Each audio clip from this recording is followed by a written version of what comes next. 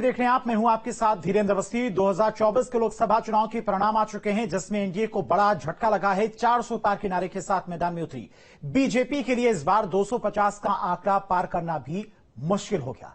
लेकिन अब सवाल यह है कि ऐसा क्या हुआ जिसकी वजह से बीजेपी को इतनी कम सीटें मिली। देखिए और समझिए इस रिपोर्ट में।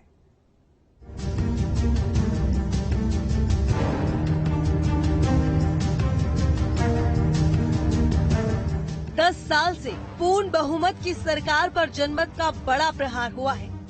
2014 और 2019 में एक तरफा जनादेश देने वाले लोगों ने इस बार अपना मूड बदल दिया था, जिसकी भनक शायद बीजेपी को नहीं लग पाई। 7 चरणों के रन में सबसे ज्यादा आक्रामक प्रचार करने वाली बीजेपी काउंटिंग के बाद बैकफुट पर नजर आई। बड़े बड़े दावों और तमाम वादों के बाद भी बीजेपी जादुई आंकड़े से दूर रही। और सबसे बड़ा खेल इसमें यूपी से समाजवादी पार्टी और बंगाल से तृणमूल कांग्रेस ने किया। 400 पार का नारा क्यों हुआ फ्लॉप? इसका एक नहीं बल्कि कई कारण हैं। देखिए और समझिए हर एक कारण को हमारे साथ। बीजेपी प्रत्याशियों के चयन को लेकर नाराजगी, बीजेपी नेताओं के विवादित बयान, आरक्षण और संविधान को लेकर संशय, ग्रामीण इलाकों में अग्निवीर योजना का विरोध, बीजेपी कार्यकर्ताओं में ओवर कॉन्फिडेंस, केंद्रीय बीजेपी संगठन और राज्य के नेताओं के बीच खींचतान, विपक्षी नेताओं पर एजेंसियों की कार्रवाई। ये वो वजह है जिसकी वजह से बीजेपी 272 के आंकड़े से पीछे रह गई। बीजेपी प्रत्याशियों के चयन को लेकर नाराजगी। चुनाव शुरू होने से पहले जो बड़े पैमाने पर प्रत्याशी बदलने के दावे किए जा रहे थे, पहली लिस्ट आई तो तस्वीर अलग दिखी। तमाम मौजूदा सांसदों को टिकट थमा दिया गया, जिससे क्षेत्रीय जनता के बीच आक्रोश दिखा। मतदाताओं से सांसदों की दूरी ने इस नाराजगी को और बढ़ाया, जिसका परिणाम रिजल्ट में देखने को मिला। इस साल मार्च में जब लोकसभा चुनावों की तारीखों का ऐलान हुआ था, तब किसी को नहीं पता था कि इस बार का चुनाव इतना दिलचस्प होगा।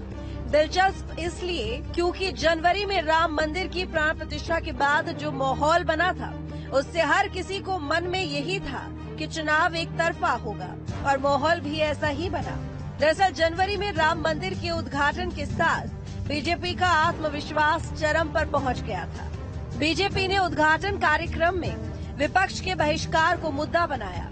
बाद में कई दूसरे दलों से नेता इसी को मुद्दा बनाकर अपनी पार्टियां छोड़ बीजेपी में आ गए। इससे बीजेपी को देश भर में राम मंदिर मुद्दे को सेंटर स्टेज पर लाने में मदद मिली और बीजेपी ने चुनाव अभियान मोदी की गारंटी से शुरू की।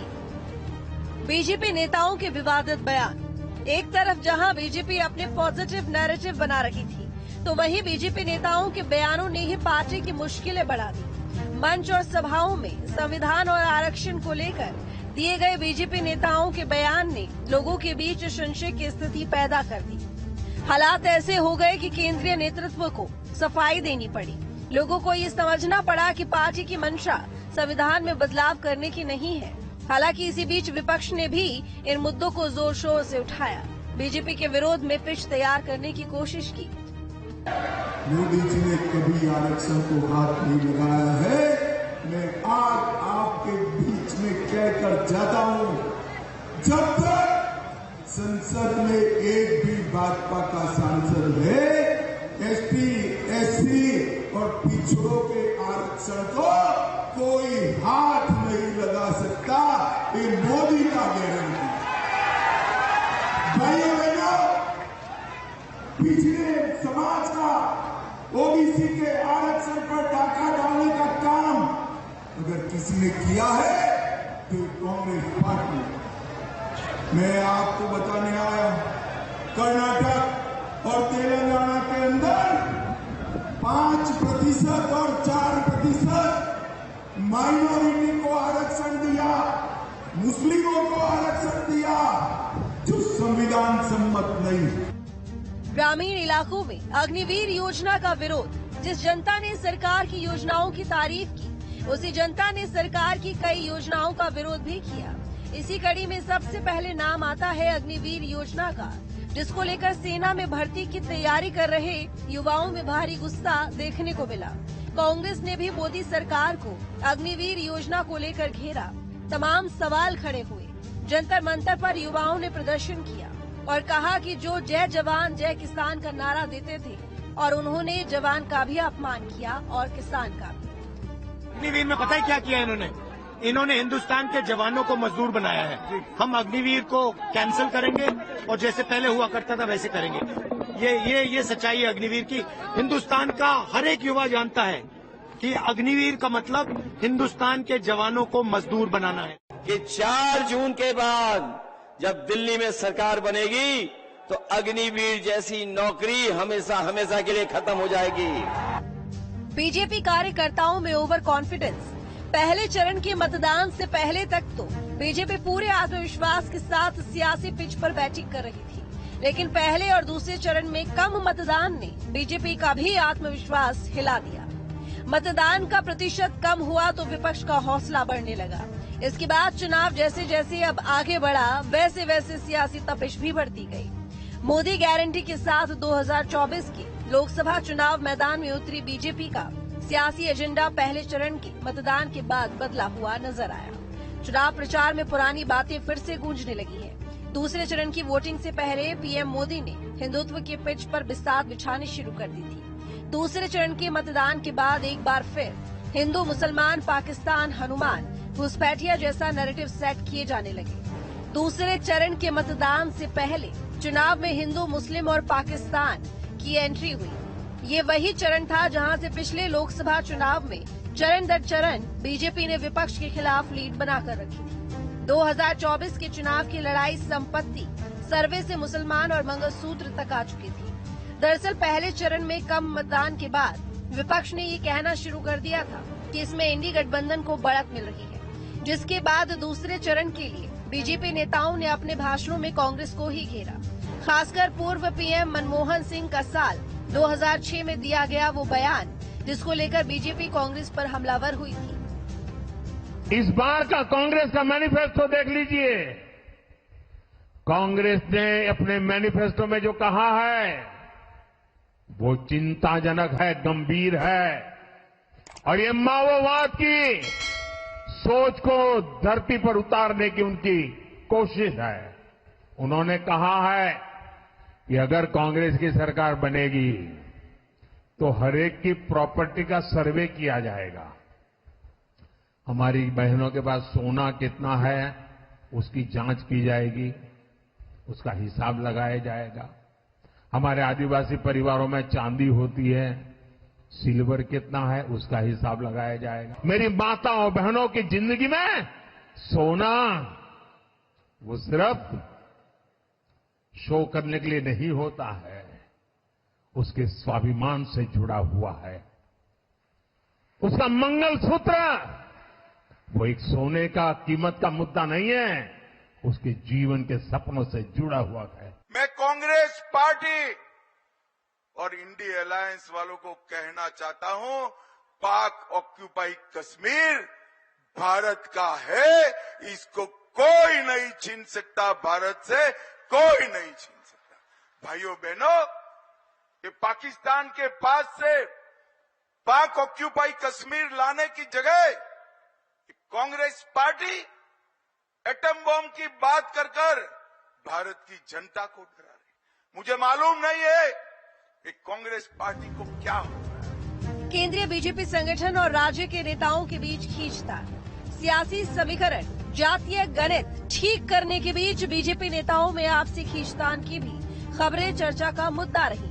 केंद्रीय नेतृत्व और राज्य के कद्दावर नेताओं के बीच की रस्साकसी ने भी पार्टी को नुकसान पहुंचाने का काम किया।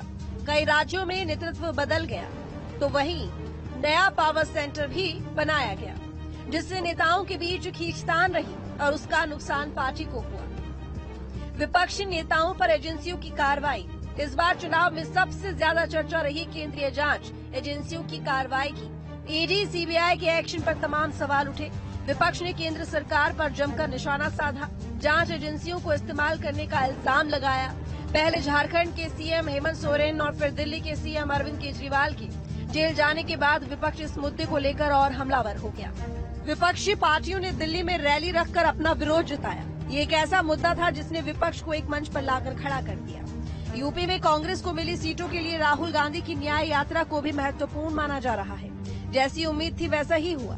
न्याय यात्रा में पहुंच रही जनता वोट में तब्दील हुई और उत्तर प्रदेश में कांग्रेस को थोड़ी राहत मिली।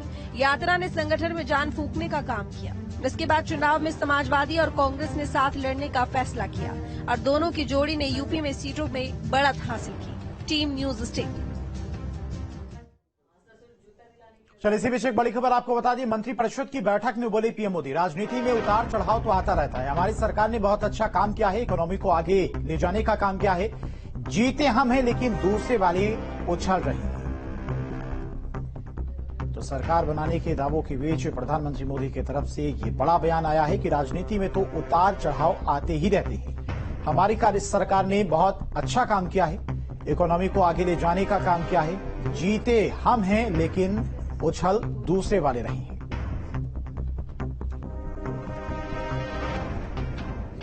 तो बड़ा बयान प्रधानमंत्री मोदी का। मंत्रिपरिषद की बैठक में बोले पीएम मोदी, राजनीति में तो उतार चढ़ाव आते ही रहते हैं। हमारी सरकार ने बहुत अच्छा काम किया है।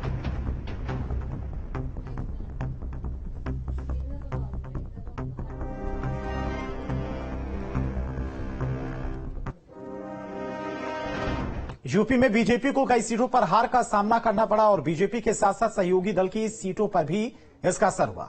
यूपी में ऐसी कई सीटें रही जहां पर परिणाम चौंकाने वाली थी। देखिए,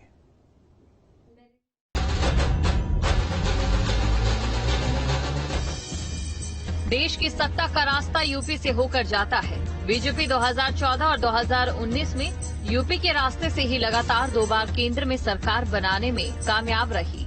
लेकिन 2024 में 2 लड़कों की जोड़ी बीजेपी के सामने बाधा बन गई। बीजेपी को सत्ता की हैट्रिक लगाने से रोकने के लिए सपा और कांग्रेस का हाथ मिलाने का दाव कामयाब होता दिखा। बीजेपी को सबसे बड़ा झटका ही यूपी में लगा, जहां अखिलेश यादव के पीडीए फॉर्मूले और राहुल गांधी का संविधान आरक्षण पर खतरे का नैरेटिव काम करता दिखा। उत्तर प्रदेश की 80 लोकसभा सीटों पर अब सियासी तस्वीर साफ हो गई, जिसमें साफ साफ देखा गया कि बीजेपी के साथ सहयोगियों की सीटें भी घटी। हाल ऐसा हुआ कि विकास, राम मंदिर, माफिया राज का खात्मा सभी मुद्दों को पीछे छोड़कर जनता ने 2 लड़कों की जोड़ी पर भरोसा जता दिया। किसी सीट पर जातीय समीकरण ने जीत दिलाई तो किसी सीट पर बीजेपी प्रत्याशी के विरोध ने इंडिया गठबंधन के प्रत्याशी को मजबूत कर दिया। बीजेपी को सबसे तगड़ा झटका फैजाबाद सीट पर लगा है। फैजाबाद सीट को अयोध्या सीट के नाम से जाना जाता है। फैजाबाद सीट पर समाजवादी पार्टी के अवधेश प्रसाद ने बीजेपी प्रत्याशी लल्लू सिंह को हरा दिया। राम मंदिर निर्माण का मुद्दा बीजेपी के चुनाव प्रचार का केंद्रीय बिंदु था, लेकिन बीजेपी को अयोध्या से ही हार हाथ लगी। बीजेपी ने अयोध्या धाम के विकास पर सबसे ज्यादा फोकस किया। सोशल मीडिया से लेकर चुनाव प्रचार में अयोध्या धाम में हुए विकास कार्यों को बताया, लेकिन अयोध्या धाम से अलग ग्रामीण क्षेत्र की तस्वीर बिल्कुल अलग रही। ग्रामीणों ने इसी आक्रोश के चलते बीजेपी के पक्ष में मतदान नहीं किया। हाई प्रोफाइल सीट अमेठी पर भी परिणाम चौंकाने वाले रहे। कांग्रेस के किशोरी लाल शर्मा ने केंद्रीय मंत्री स्मृति ईरानी को हराकर जीत हासिल की। जिस स्मृति ईरानी ने 2019 लोकसभा चुनाव में कांग्रेस नेता राहुल गांधी को हराकर अमेठी छोड़ने पर मजबूर किया, साल 2024 में उसी गांधी परिवार के करीबी केएल शर्मा ने स्मृति ईरानी को हार का मुंह दिखा दिया। केएल शर्मा की जीत का सबसे बड़ा कारण लंबे समय से अमेठी में काम और स्थानीय होना रहा। वहीं बीजेपी के पुराने कार्यकर्ता इस बार चुनाव में सक्रिय दिखाई नहीं दिए। रायबरेली लोकसभा सीट, कांग्रेस नेता राहुल गांधी वायनाड के साथ रायबरेली से भी चुनाव लड़े, जिसकी वजह से रायबरेली लोकसभा सीट पूरे चुनाव में हॉट सीट बनी रही। इस सीट पर सोनिया गांधी साल 2004 से सांसद रही, लेकिन इस बार सोनिया गांधी रायबरेली से चुनाव नहीं लड़ी। उन्होंने राज्यसभा का रुख कर लिया और कांग्रेस ने राहुल गांधी को रायबरेली के चुनाव के रण में उतार दिया। रायबरेली को कांग्रेस की पारंपरिक सीट माना जाता है। इस बार भी रायबरेली की जनता ने गांधी परिवार का ही साथ दिया और राहुल गांधी को बड़े अंतर से जिता दिया। सुल्तानपुर लोकसभा सीट, सुल्तानपुर में 25 मई को छठे फेज में वोटिंग हुई। वोट प्रतिशत रहा 55.61%। साल 2019 के मुकाबले इस बार 0.77% मतदान कम रहा। पिछले चुनाव की बात करें तो पुलवामा के बाद राष्ट्रवाद और मोदी वेव थी। बावजूद इसके भी मेनका गांधी को बड़ी मुश्किल से जीत मिल पाई। मेनका ने महज 14,000 वोटों से जीत दर्ज की। उनकी जीत में निषाद, कुर्मी, यादव वोटर निर्णायक थे, लेकिन इस बार समाजवादी पार्टी ने सुल्तानपुर में निषाद कार्ड चल दिया। एसपी प्रत्याशी राम भुआल निषाद वोटर्स में बड़ा डेंट लगाते दिखे। उन्होंने इसके साथ ही एसपी के कोर वोटर यादव मतदाताओं को बखूबी साधा। इलाहाबाद लोकसभा सीट। बीजेपी सरकार ने जिस सीट से माफिया राज को खत्म किया, प्लॉट पर कब्जे से मुक्ति दिलाकर गरीबों के लिए घर बनवाए, उसी सीट पर बीजेपी की करारी शिकस्त हुई और उसी सीट पर कांग्रेस को 40 साल बाद जीत हुई। कांग्रेस के टिकट पर चुनाव लड़ने वाले उज्जवल रमण सिंह ने बीजेपी के प्रत्याशी नीरज त्रिपाठी को हराकर जीत का परचम लहरा दिया। ये कांग्रेस की 40 साल पुरानी प्रतीक्षा का अंत होगा। आखिरी बार कांग्रेस यहां से साल 1984 में जीत दर्ज कर पाई थी और उसके बाद से ये सीट कांग्रेस के खाते में कभी नहीं गई। मुजफ्फरनगर लोकसभा सीट। मुजफ्फरनगर लोकसभा सीट पश्चिमी उत्तर प्रदेश की सबसे हॉट सीट है। पिछले 2 लोकसभा चुनाव से बीजेपी जीत रही थी, लेकिन इस बार मतदाताओं ने हरेंद्र मलिक का साथ दिया। इस सीट पर बीजेपी की हार का सबसे बड़ा कारण राजपूत वोटर्स की नाराजगी माना जा रहा है। पूर्व विधायक संगीत सोम और संजीव बालियान के बीच की अनबन ने राजपूत वोटर्स को बीजेपी से अलग किया। वहीं इस सीट पर मुस्लिम वोट बैंक का भी दबदबा है। यहाँ 20% मुस्लिम और 12% जाट मतदाता है। Ghazipur Lok Sabha seat. Hot seat Ghazipur पर आईएनडीआईए गठबंधन के प्रत्याशी अफजाल अंसारी ने जीत दर्ज कर ली है। बीजेपी प्रत्याशी पारसनाथ राय को हार का सामना करना पड़ा। जानकारों का ये मानना है कि प्रदेश सरकार की माफिया मुख्तार अंसारी के खिलाफ कार्रवाई जनपद के मतदाताओं को रास नहीं आई और न ही विकास और केंद्र सरकार की योजनाएं काम आई। इतनी बड़ी जीत के पीछे आईएनडीआईए का संविधान खतरे का मुद्दा अनुसूचित जाति और ओबीसी को पंच कर गया, जिसकी वजह से अफजाल अंसारी ने इस सीट पर जीत दर्ज की। घोसी लोकसभा सीट। यूपी में बीजेपी के सहयोगी दलों को भी हार का सामना करना पड़ा। घोसी लोकसभा सीट से एसपी प्रमुख ओम प्रकाश राजभर के बेटे अरविंद राजभर को एसपी के राजीव राय ने कड़ी शिकस्त दी। घोसी लोकसभा सीट पर चौहान, राजभर, यादव, भूमिहर, निषाद और अल्पसंख्यक मतदाता अहम भूमिका निभाते हैं और ऐसे में समाजवादी पार्टी की सोशल इंजीनियरिंग को राजीव राय की जीत का बड़ा कारण माना जा रहा है। आजमगढ़ लोकसभा सीट। समाजवादी पार्टी का गढ़ कहे जाने वाले आजमगढ़ में इस बार बीजेपी के प्रत्याशी दिनेश लाल यादव निरहुआ को हार का सामना करना पड़ा। 2019 के लोकसभा चुनाव में इस सीट पर एसपी के अखिलेश यादव ने दिनेश लाल यादव को 2 लाख के करीब वोटों के अंतर से हरा दिया। साल 2022 में अखिलेश यादव ने इस्तीफा दे दिया तो इस सीट पर उपचुनाव हुआ और निरहुआ यहां से सांसद चुने गए। लेकिन 2024 में आजमगढ़ ने एक बार फिर साबित कर दिया कि क्यों आजमगढ़ को समाजवादी पार्टी का गढ़ कहते हैं। Team news state.